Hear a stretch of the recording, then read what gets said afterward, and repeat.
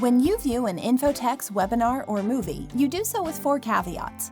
First, you are agreeing to the terms posted at the webpage listed on this slide. Second, our lawyers want you to know that what infotext presents is often time-dated or about new trends, regulations, or guidance, and therefore we cannot provide this material with any warranty whatsoever. Thirdly, material provided with infotext webinars and movies is copyrighted. You keep the copyright to material customized to your organization, but infotext reserves the right to use the material in other engagements and boilerplates. See our Transfer of Copyright Agreement at the webpage listed in the slide. Finally, those who view our webinars or movies may be added to an email mailing list. If you do not wish to receive notice of additional educational opportunities, please accept our apologies and please opt out at the webpage shown on the slide. Welcome, and thank you for joining me. This is Infotext's February webinar, The 4 Basic Truths of System Security. My name is Adam Reynolds. I am the Senior Staff Auditor for Infotext, and in this webinar, I'll be discussing the 4 basic truths of system security, ones that I think we can all agree on, which then sets the stage for the 8 control systems, which is really the heart of this presentation. And it's a system that we have implemented a long time ago to address system security across an organization. You could say the 8 control systems are our framework to address security, at a high level, but we wanted our systems to be framework independent so that it gets to the core of system security and can be used to understand and evaluate other frameworks that address system security. And really, that's what this webinar is about. There are many different frameworks out there, some that we're required to be using, some that it's suggested to be at least aware of, and some that really don't provide as much value as they used to. So we want to show our approach to system security, which is independent from any particular framework and can be used to address really all areas of system security. So, now that's over, jumping right into the presentation then. First, I'd like to discuss the prerequisites for this discussion. Then we'll get into the 4 basic truths, and then the 8 control systems we use to manage system security. The prerequisites. There are 2 items I'd like to bring up here. First, at the top, it says information security. The last 30 years, we've seen an evolution of frameworks, laws, and assessment approaches which can intimidate and confuse the management team with their complexity. Even the name has changed to cybersecurity. Some say that information security protects information, and that cybersecurity protects the technology using that information. But then where do the people using the technology fit in? So for this webinar, I will be using the term system security. So let me define that. We use the term system security to mean the confidentiality, integrity, and availability of information, the typical CIA in information security, as well as the devices that process and store that information, the users of that information and those devices, and the networks which that information travels upon. To us, system security covers data at rest, data in motion, and data in use. Before many of these frameworks, and hopefully you should be familiar with many of them, some of them are becoming increasingly important to address, such as CCPA for those with customers in California, while others are kind of falling off, like the cybersecurity assessment tool. It's still important, it still has great controls, but it hasn't been updated in ages. While you have similar frameworks, such as CIS's top controls, which we've seen some banks adopt instead of the cybersecurity assessment. But before we get into many of these frameworks, ranging from the FFIEC to ISO to NIST and SOC 2, which are now essential to those in the security process, we had a simple method of helping people understand what needed to happen to keep information, technology, and people safe. And those are predicated on the 4 basic truths. And now we get into those truths. Fairly simple axioms that I hope we can all agree on. First, the use of technology creates risk. A decade or 2 ago, before I was at Infotext, Dan talks about how it was hard to convince people that security represented a problem worth their attention. Now, in 2023, I think that everybody, even your customers and board members, understand that technology creates risk. We see when companies get hacked in the news all the time. The time where you could bury your head in the sand thinking about system security are long gone. Technology creates risk. That's a fact. 2. There is a common cause to this risk. In traditional information security talk, a risk is created by a threat exploiting a vulnerability.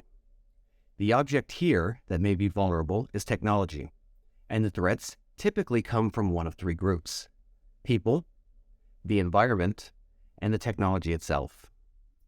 People can create risk either maliciously, we may call them malicious insiders or hackers if on the outside, or accidentally by mistake.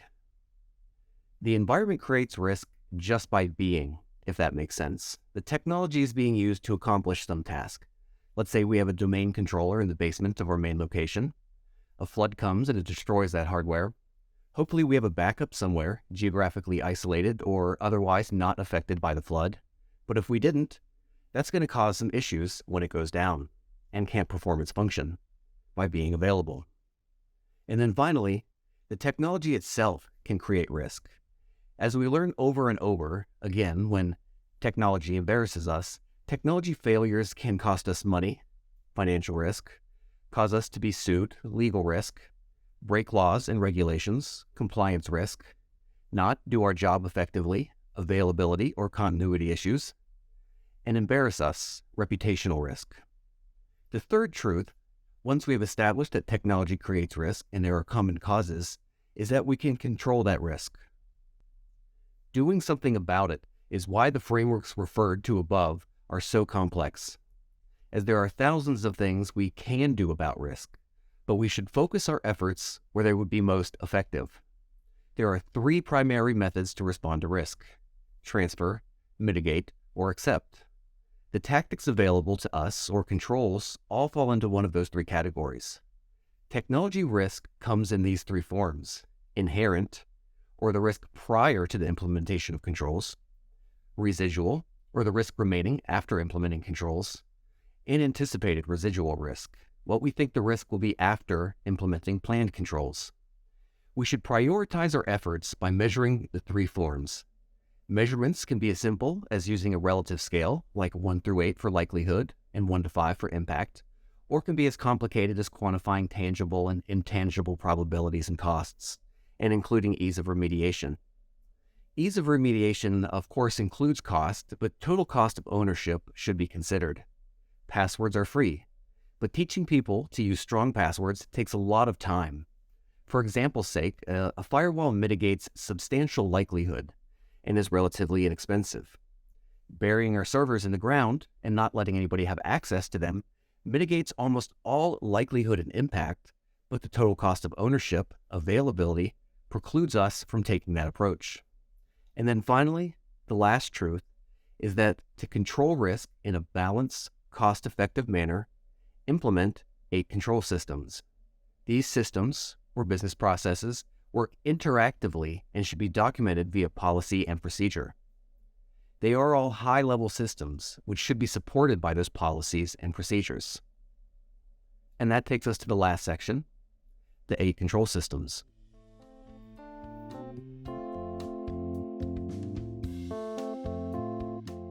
As I mentioned earlier, when we want to talk about system security, every control should easily fall into one of these categories: awareness, risk management, vendor management, asset management, access management, technical security standards, incident response, and business continuity. So let's get into each one of these groups. Starting off with awareness. Awareness is 9/11 to the battle. This is definitely one of our slogans. It comes from the fact that Dan had to cancel a workshop scheduled for September in 2001. Watching the aftermath, he noticed we were far more secure on 9/12 than we were on 9/10, and it came down to awareness, which is when he coined that phrase. And awareness should be applied in all directions, which usually includes the board, management, the technical team, users, vendors, and customers. And then we achieve awareness through education, motivation, and activation. We lower risk by educating people in all directions of the threats, vulnerabilities, and controls in our systems, as well as the risk that we have accepted and our plans to lower our risk. This makes people aware of the risks, understand what we are trying to do about it, and why, which brings us to motivation. We motivate users by helping them understand why controls are in place. We educate them, but they also have to understand why. This gets our team much more motivated to implement and use those controls because there is good reason.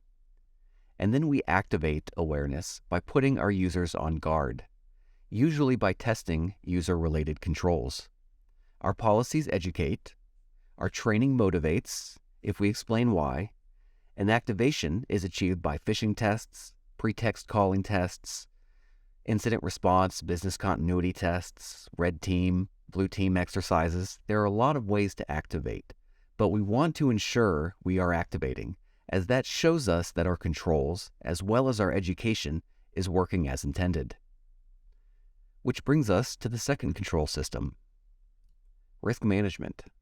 Once we have the right people aware, we need to inventory threats and vulnerabilities, as well as assets, and apply relative measurements to the entire inventory. The inventory should include all information assets, which include any technology, information, place, device, or vendor that contains information our customers, partners, and employees trust us to protect. Nowadays, there's software that makes this easy, but back in 2001, we used spreadsheets, and spreadsheets still work. The important thing is to start thinking in terms of inherent, residual, and anticipated risk. There are a few essential deliverables from the risk management system that include an asset-based risk assessment, updated annually and presented to the board or ownership, an audit risk assessment and an audit plan, and a threat-based risk assessment. Annual board and management awareness training is also important to risk management and should include summaries of the above deliverables so that they are aware of the risks. Finally, a risk response document should be developed annually and can be included in one of the above deliverables, which establishes mitigation plans using one of the three methods for responding to risk: transfer, mitigation, or acceptance. And there are a few reminders here as well. Transfer and mitigation tactics must be part of the technology plan. Risk acceptance decisions should be monitored by the incident response team. And the primary goal of risk management is prioritization of awareness and controls, ensuring appropriate awareness of risk, risk response, especially accepted risk, controls, and plans to introduce new controls. And all of these controls should be documented for each of these 8 systems in an IT governance program. Which brings us to the third control system, vendor management. One of the most used risk transference methods is outsourcing. We can use cloud providers for everything from our core application to email these days. But each third party that receives information or has access to information should be assigned a vendor owner who works with the information security officer to measure and control vendor risk, using tactics that address the 5 precepts: contract review, assurance review, typically in the form of SOC 2s, insurance review, financial review, and business continuity planning reviews. And finally, a vendor risk report should be presented to the board annually, detailing the risk vendors pose to the institution. The fourth control system is asset management. Not only do we need to brainstorm all information assets, but each one should have a data classification. Do they store critical, confidential, internal use, or public information? You need to know what assets have what information type so that you can prioritize your work. We should also be assigning asset ownership and metrics related to inherent risk, such as likelihood, impact, and if we want to get granular, things such as volume as well. Depending on what asset list is used for, you will be inventorying all assets, of course, but let's say in this particular case where we have a list of laptops, additional information can be useful. When it was purchased, planned retirement dates, anything that could be useful to you here could be included in the asset inventory. And nowadays, asset management programs really make this easier, and they can automatically update as new assets are added or old assets are retired. Following asset management, the next control system we have is access management. And these two systems kind of go hand in hand in that for every asset, you should have some form of access control. And those, of course, would typically follow or be based on the asset's data classification level. And this should be the case from when the asset was introduced all the way to retirement. There isn't really any period of time where access management isn't important for an asset. Even if it's the lowest classification of information, say public use, that's still required to be labeled, and there should still be a policy addressing its use. And I'll say this again, but besides the specific policy and procedure, we need to document the changes. For access management, there should be a standard process to add, modify, and remove users. And depending on the specific asset, these access changes could also need the approval from managers or administrators. But we need to document when we make those changes. And then to add onto all of that, we want to document reviews of those systems as well. And that should be based on risk. We'd suggest reviewing your core users and permission levels at least annually. Administrator access should be looked at more frequently, though. What if your institution just has a few administrators who all work together, and you set up the system to alert others when there are changes to administrator roles? Formally reviewing your core admin list may not be as critical for you, but still important. But I'm getting into the weeds a little bit here, but let me add that reporting, that is the systems themselves through audit or logging options, when they can report changes made, especially to administrator or users with elevated permissions, this is a very important part of access management. And I'd like to mention the FFIEC's most recent booklet here, Architecture, Infrastructure, and Operations, because they have a little section on identity and access management that mentions a few new to guidance, items of importance. And I've already kind of mentioned this one, but given the sensitivity of the data residing on the entity's assets, management should consider enhanced authentication, especially for privileged accounts. This is really what's driving multi-factor authentication on admin accounts. Management should also consider its implementation of cloud services and address the unique access control requirements for cloud environments. The cloud is expanding. Sorry, I thought that was a little amusing, but the use of assets outside of our network is expanding, and cloud environments have unique considerations that should be taken into account. As access to these systems are over the open internet, we need to make sure we address all concerns when using cloud services. And then finally, regardless of the type of operational environment, management should maintain a policy and implement related standards and procedures to identify users and restrict their access by job function and operational need. Users should only be able to access the information they need. If there is not a reason, based on their job, access should be denied by default. Which brings us to the next section, technical security standards. This group, from a high level, encompasses the most items, I'd say, because there are a lot of different technologies and systems used. We'd have technical security standards for the network, for the virtual environment, voice over IP, if that's in place, different ecosystems where devices live. But those ecosystems should also be segmented through things such as firewalls and access control lists. So not only do we need standards for the environment, but also standards for our firewalls and access control lists, as well as network monitoring for the SIM and event log management, and then the endpoints themselves and servers. All of these different assets, from the network and virtual environment to the devices people use themselves, endpoints and servers, to the devices monitoring and controlling them, need to have documented standards and procedures to stand them up, change them as needed, such as updates on a regular basis, and bring them down. But change management is very important here. Making changes, especially to security configurations. So let me add that here too. Change management and configuration management are very important. Small changes to technology can have very large unintended consequences. I think we all know that. And that's why it needs tested. How do we know our email system is going to catch phishing attempts? How do we know a firewall rule is going to perform as intended, or that there is proper segmentation between our networks? It needs to be tested.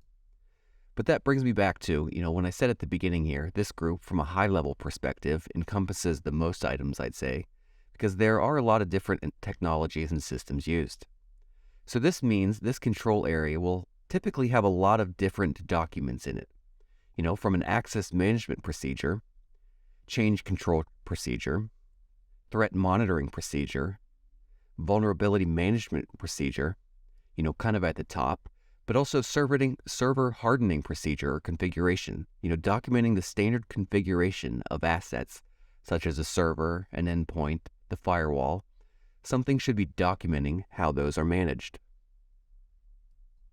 The next control system, and I guess I'm going to spoil it a little bit and give away the 8th and final control system as well, but the 7th is incident response, and the 8th is business continuity.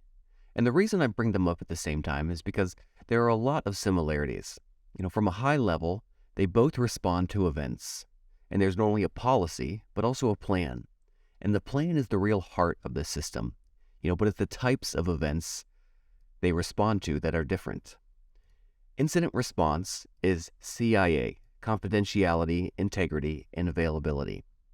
How we respond to a potential breach of one of those 3 items. Confidentiality. Most events of this type will fall squarely into incident response. We need to protect sensitive information, and if it's disclosed, that is something that should trigger an incident response plan, undoubtedly. In the middle of CIA, integrity, depending on the cause and the effect, a lot of incidents or events can include both incident response and business continuity.